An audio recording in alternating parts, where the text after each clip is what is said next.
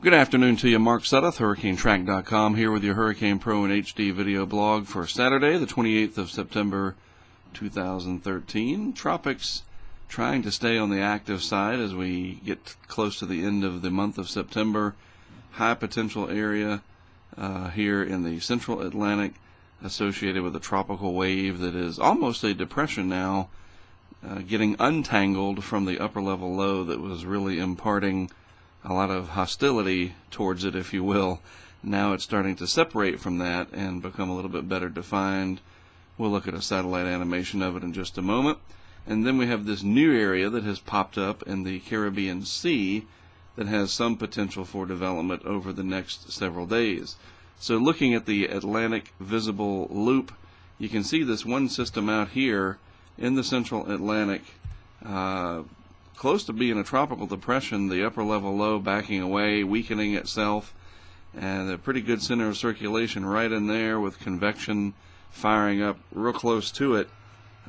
Pretty close to being a tropical depression in my opinion, so the Hurricane Center might pull the trigger on this and label it as a depression as we get closer to the 5 o'clock hour. The track of this should be off in this direction, kind of just meandering out over the Atlantic here. No impetus at all. There's really no way this can come back and affect the United States, and certainly not the Caribbean down here, so no worries about that at all. This area, though, we're going to have to really watch. It's an area of broad low pressure, general pressure falls across this region, now allowing this to pop up.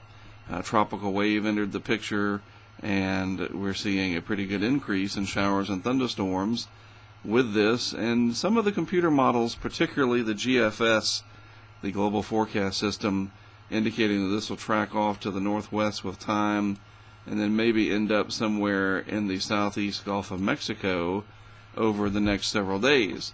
One of the reasons we really need to keep an eye on this is that heat potential in the Caribbean Sea and even parts of the southeast Gulf very high. This is the warmest water in the Western Hemisphere, and certainly in the Atlantic Basin.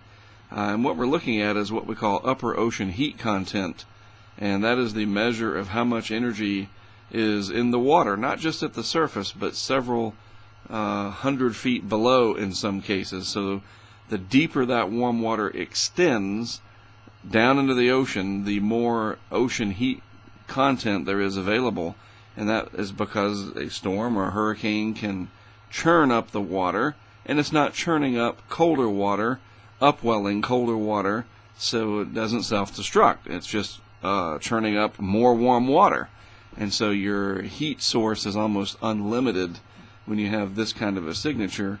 And so you see right here our system down in the southeast Caribbean right now, going to track probably up towards this region over some very, very warm water temperatures.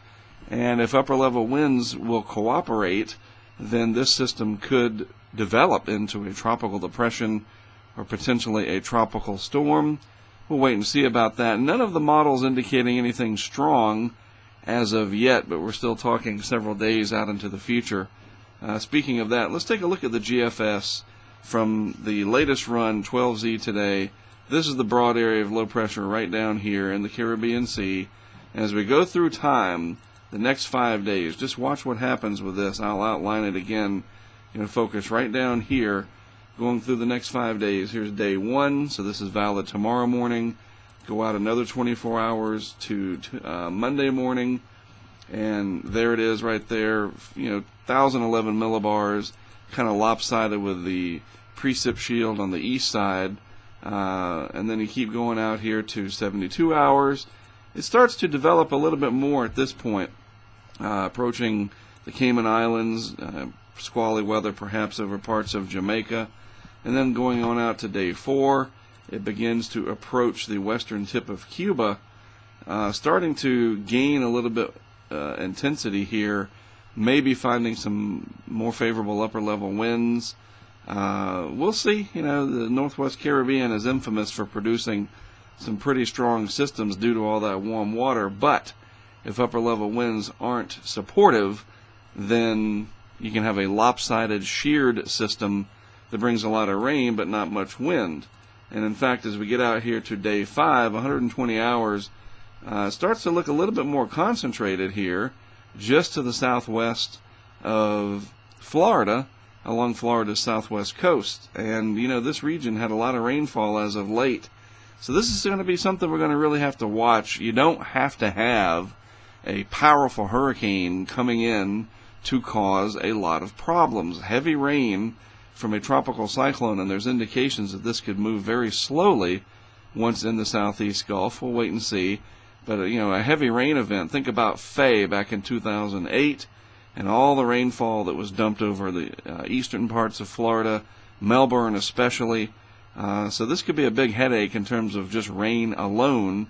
And the Florida West Coast is also very vulnerable to storm surge. Even a 50 or 60 knot storm is enough to produce several feet of storm surge flooding. And especially for an area that hasn't had anything over the last several years, this will be something to really keep an eye on, and we'll do so on these daily video posts here on Hurricane Pro and HD. And of course, you've got some awesome tools to track any potential development with satellite and other tracking tools inside the apps, so take advantage of that. All right. Again, I am Mark Sutta. Thanks for tuning in today. HurricaneTrack.com, my website. Check it out if you haven't already. Always an honor to produce these videos for you on Hurricane Pro and HD. Have a great rest of your Saturday. I'll be back tomorrow with another video post.